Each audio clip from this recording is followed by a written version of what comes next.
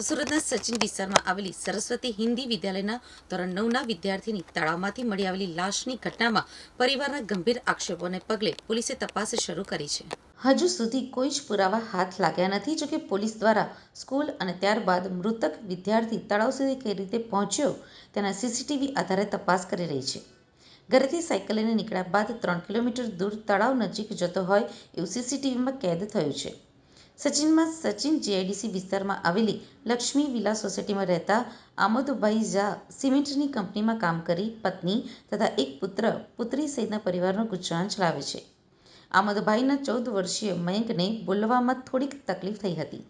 મયંક ઘરની નજીકમાં આવેલી સરસ્વતી હિન્દી વિદ્યા મંદિરમાં ધોરણ 9માં અભ્યાસ કરતો હતો. આ દરમિયાન 1 જુલાઈ મંગળવારે સવારે સચિનના તલંગપુરના તળાવમાંથી મયંકની લાશ મળી હતી. આ ઘટના અંગે ફાયર બ્રિગેડના જવાનોએ તળાવમાંથી મયંકનો મૃતદેહ બહાર નીકાળી પોલીસને સોંપ્યો હતો.